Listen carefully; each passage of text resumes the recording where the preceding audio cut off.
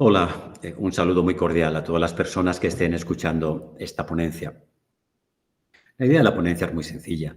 Nos preguntamos si los sistemas de partidos, entendidos como lo son en una democracia constitucional, se están transformando en sistemas de movimientos, ¿no?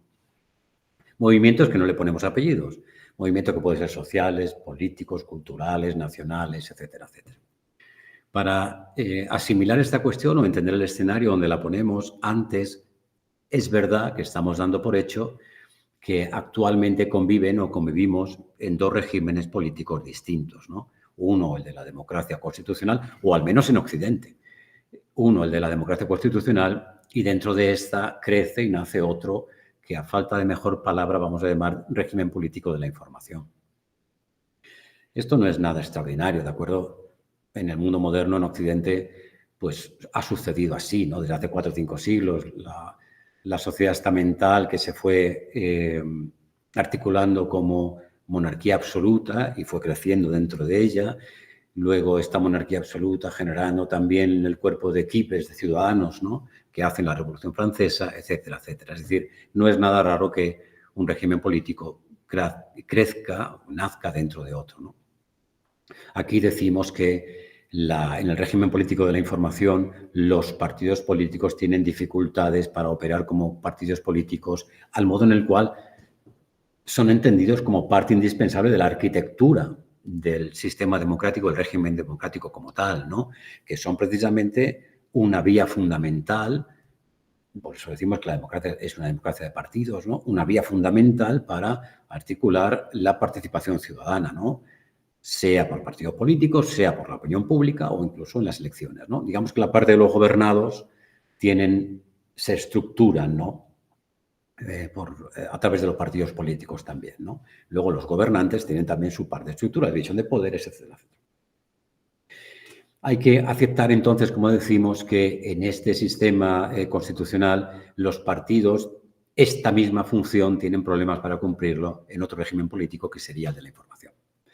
Al hablar así, no nos estamos refiriendo a que los partidos tienen dificultades para asimilar la tecnología, no nos estamos refiriendo a que existe el denominado partido movimiento, una pata en el partido como partido, otra pata como movimiento, no nos estamos refiriendo al partido de audiencias y no nos referimos tampoco al partido entendido en términos económicos o de realpolitik o en términos de elección racional. No, hablamos de el partido y la función que hace en la arquitectura de la democracia constitucional y cómo opera en otro régimen político en el cual asumimos que convivimos y que llamamos régimen político de la información, ¿no?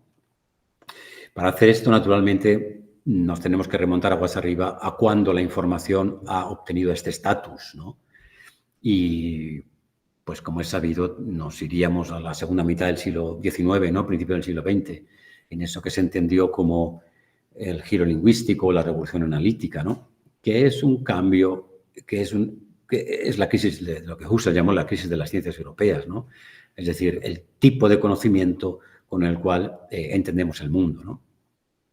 En nuestro caso, podemos ir a la disputa o polémica o diferente sentido que Frege y Boole le daban justamente a esto, ¿no?, a los términos físicos, lógicos, matemáticos para entender el mundo, ¿no? Y cómo Frege hablaba en su intento de logicización de la matemática, de conceptos. Si se habla de conceptos, se habla de juicios, etcétera, etcétera, ¿no? Primero conceptos, luego, es decir, primero lógica, luego matemática, o Boole decía lo contrario, ¿no? Primero matemáticas y luego lógica, ¿no? Esa matematización de la lógica, donde estaba en juego el lenguaje, el entender las leyes del pensamiento, ¿no? Entender, como dice el título de Boole, las leyes del pensamiento. Si son lógico-matemáticas o primero cálculo, primero números y luego lógica, ¿no? Porque si entendemos las leyes del pensamiento, estamos entendiendo las leyes de todas las ciencias. Si entendemos las leyes de todas las ciencias, podemos estar a un paso de lo que Leibniz llamaba la lengua característica, ¿no?, que buscaban o que habían imaginado, ¿no?, declaradamente Frege y Boole. En la vía de Boole, en su lógica binaria, ¿no?, de ceros y unos, que luego Shannon materializa materializa esa energía en circuitos eléctricos como información, ¿de acuerdo? Esta sería, dicho de este modo, grosso modo, la vía de la revolución de la información en tanto que o crece como régimen político, que de inmediato en los años 30-40 sería llamada cibernética, ¿no?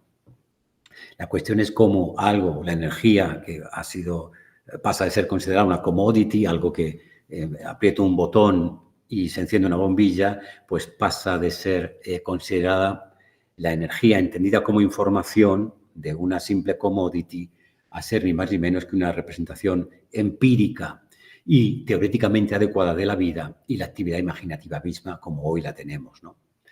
Si la energía es la información entendida como la estructura básica del mundo, esto es un poco lo que nos pasa ahora, ¿no? Y en esta concepción, la computación es el proceso de cambio dinámico de la información como sistema. Es decir, la computación es la forma objetiva, dinámica posible de ese conocimiento que estructura el mundo como energía, como información. Y donde los seres humanos pues, somos concebidos computacional y funcionalmente como cerebros y como cuerpos. Cerebros que puede ser el nuestro o cerebro que puede ser un externo. O cuerpo puede ser el nuestro, puede ser un externo, un hardware también, ¿no? Es decir, la información se constituye una especie de instituyente invisible en permanente decisión, recordando a la cuestión de Weimar y Smith, etcétera, del soberano, la decisión. La información es un régimen en permanente decisión y naturalmente genera su jerarquía informacional, ¿no? Es factible preguntarnos entonces qué estructura sociopolítica genera, es decir, porque como teoría general la información es una teoría general acerca del comportamiento de los datos sensibles, ¿no? Entendidos como información. Aquí nos tendríamos que acordar de Peirce, de lo que entiende el signo, ¿no? Como un objeto que representa a otro objeto para una mente y su capacidad de indexar, es decir, la capacidad de los signos para recordar sus objetos sobre la base de un vínculo relacional, o de Austin cuando habla de performativo para entender la idea que tienen, la fuerza que tienen las palabras, la fuerza diferente a lo que transmiten, ¿de acuerdo? Donde en esa fuerza es donde garantizan su verdad, ¿no? En virtud de lo que de nuevo indexan o representan, ¿no? Esa especie de metapragmática, ¿no? Donde nos referimos a las expresiones, a cómo trabajan las expresiones cuando nos referimos a ellas en el acto de habla, ¿no?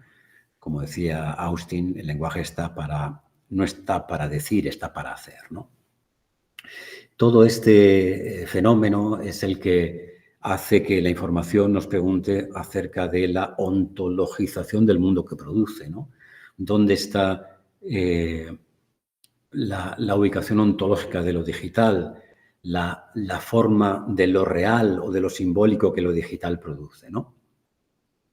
Las famosas conferencias Macy de los años 50, von Neumann, Wiener, Charles, Turing, etcétera, y compañía, ¿no?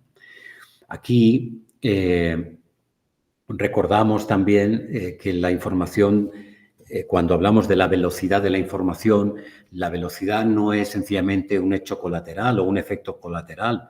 La velocidad es el método mismo de la información, ¿no? La velocidad es un término que pertenece a la arquitectura de la información como sistema político, ¿de acuerdo? Y es lo que hace que el mundo sea instantáneo y siempre presente. Estos dos mundos, el de la información y el de la Constitución, vamos a decirlo yo, el de la democracia, ¿dónde hablan actualmente? Hablan en la interfaz.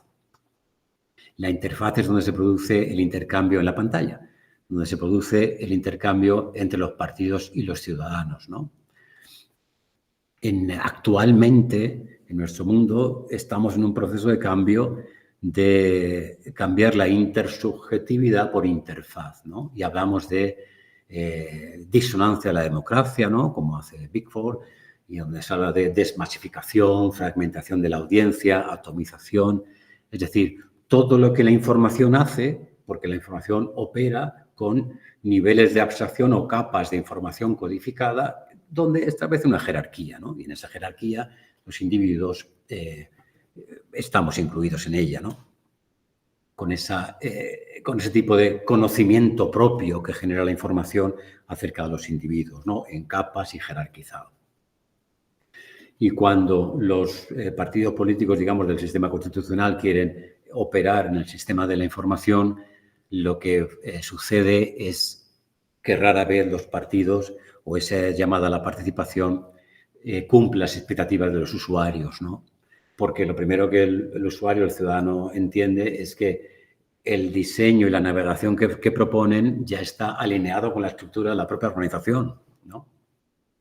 No de los intereses de los usuarios, ¿no? Y donde el afiliado del partido político lo que entiende es un afiliado administrado, ¿no? Una ciudadanía administrada, ¿no? O donde los afiliados o los ciudadanos que participan sencillamente no podemos, no somos capaces de administrar con un cerebro, con este cerebro, toda la cantidad de información que hay que procesar, comprender, inteligir, etcétera, etcétera. Lo que hace relevante las políticas de moderación, ¿no? Y de generar sentido moderando todo eso, ¿no? Donde, claro, la cuestión de la sospecha, de cómo se hace ese sentido o esa moderación en una estructura que está alineada con la propia organización del partido supone, ¿no? De este punto de vista, los partidos políticos, para responder a estas dinámicas, a estas exigencias de la información entendida como sistema político, adoptan la forma de movimiento mucho más dinámica, mucho más susceptible de interpretar datos, mucho más adecuada para que el partido político opere en un régimen político, en un sistema diferente, generando naturalmente esa, vamos a decir, como mínimo problema o problemática o esa disyuntiva, ¿no? De partidos políticos que tienen que operar en otro sistema político reproduciendo su puesto, su labor en la arquitectónica de la democracia constitucional, cuando la información como régimen político posiblemente les exija otro modo de organización y otro modo de entender la información y la energía concebida como información.